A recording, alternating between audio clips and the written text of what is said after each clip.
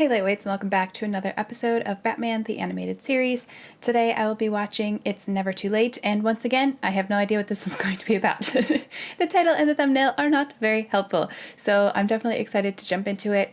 Obviously, I loved the last episodes, in parentheses, since I watched them together, about Two-Face, so I am even more excited now to keep watching because those two episodes were just chef's kiss phenomenal. So it made me even more excited. I hope you're enjoying the reactions so far. If you are, please make sure you subscribe to the channel. Hit that bell button when you do so that you know when I post the next one. And here we go. It's never too late. Rupert Thorne and Arnold Stromwell continue to battle for control of the city's underworld. Disappearance of Arnold Stromwell's only son, Joseph. It's interesting having the Two-Face episodes right before this one because we're just introduced to Thorne and now we have him again. I want a meeting with Thorne and I want it tonight. I can definitely see this order making a lot of sense. I'll have to look at what the order is on the HBO one, but it definitely makes sense with the Thorne introduction and now this.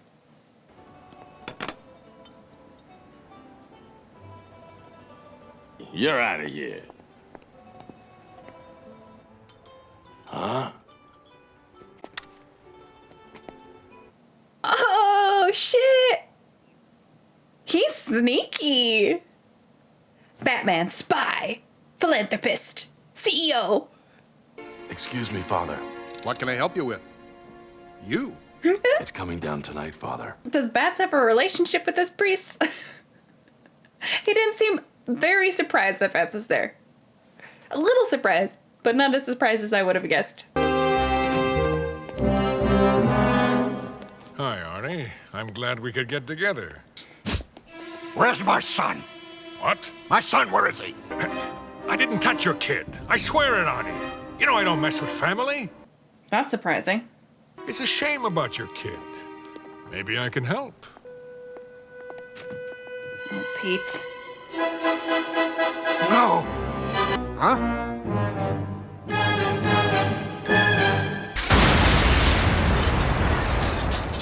Consider yourself replaced, Arnie.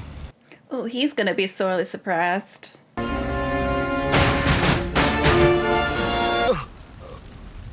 alive. You've got something I want. What's that? Information about the gangs. I started out here. Selling drugs. Sunrise Foundation. What is this place? A drug rehab center. Oh, shit. You'll pull through. Connie, why didn't you call me? Connie's his ex, I'm assuming. I'll find the guy who got him hooked. Just look in the mirror. Oh, shit. Help stop it, Stromwell. Close down the organization. Talk to the DA. Turn in all the records. If only it were that easy in real life. Here are the records. Look them over. Okay. These are dummy books. They're both up there, all right. Let's smoke them out. Quiet.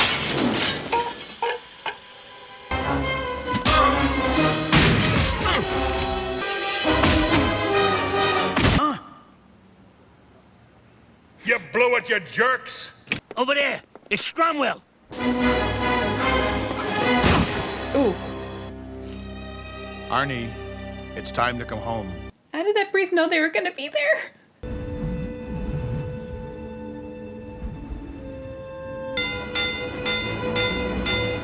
What are you doing? Get off the tracks! Arnie! Jump, Arnie!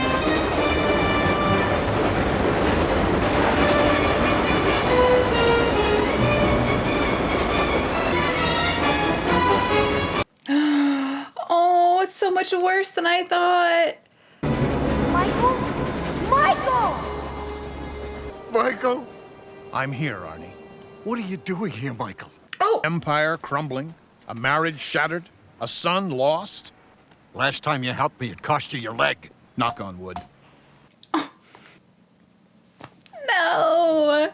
Come on, Arnie. Do the right thing. For your son. For me. Your little brother. Wait, they're brothers on top of it all? I thought they were just friends. Commissioner Gordon, I have a statement to give you. Michael saves the day. All right, so another episode that didn't necessarily have a supervillain in it, but still an interesting look in Gotham. So Gotham is really just, it is a city, man. It's got supervillains. It's got mob wars. It's got it all. What's not to love about that city? But actually, if they always have full moons, it's no wonder the city is crazy, because as a ex-teacher, I can tell you with scientific fact that everybody is crazier on a full moon. I always knew when it was going to be a full moon because the kids were outrageous compared to other days. So if it's always a full moon in Gotham, it explains so much. But anyways, I digress. That was a cute episode. I did like that one. Probably closer to the bottom in terms of enjoyment, but I had fun actually watching it.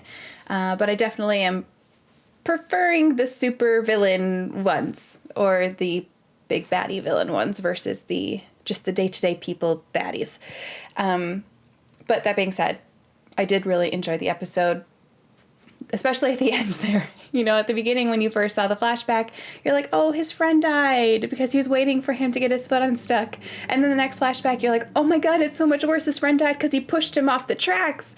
And then you find out that the priest was actually his friend, but then you find out that the friend is actually a brother. So it's just like, I totally didn't see that coming, which is really cool. And explains why he was so willing to help Stromwell. As I said, I think I finished the thought in the actual reaction. I don't know if it will be cut out or if it'll be in there, or if I got cut off because people were talking. Sometimes it's hard to keep track. But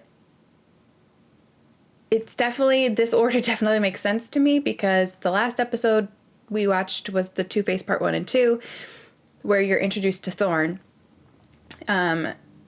And now this episode, we have the mob wars with Stromwell and Thorn. So I feel like that really just makes sense, story beat wise, especially because after you have, typically with TV shows, now I don't know anything about actual filmography, so someone who knows more than me can tell me if I'm correct in this assumption. But it seems like with TV shows, whenever you have one of those like big intense ramp up episodes that are like the two-parters, a lot of shit is going down, a lot of money and like effort and, you know, just extra storytelling went into those. You always have like the filler episodes is what I call them. Not that this felt like a filler, but the next episode's always like the letdown, you know, like it's good, but in comparison to the last one, it's like, just catching my breath, you know, we gotta relax a little bit. This definitely felt like that episode, and it makes sense that, you know, there'd be some character continuation there. So definitely think I'm liking this order of viewing a lot. As always, that was just a really long way of saying that I'm liking the show. I'm assuming, well, I guess I didn't necessarily think Thorn would be in it again, and he was. So it's possible Stromwell will be in it again. But it is cool how even just like lesser baddies, I'm going to call them, because they're not like the villains, like, you know, Joker, Poison Ivy, Catwoman, that sort of thing. The lesser baddies are still like carried through the show and still seem to be important because they keep showing back up. I think that's really cool. Nobody seems like they're not important to remember at this point, at least. So yeah, I enjoyed it. I hope you really... I'm like all over the place. I hope you liked the reaction. If you did, please make sure you subscribe to the channel. Hit that bell button when you do so that you know when I post the next one. And as always, thank you so much for watching. I really appreciate it, and I hope you have an amazing day.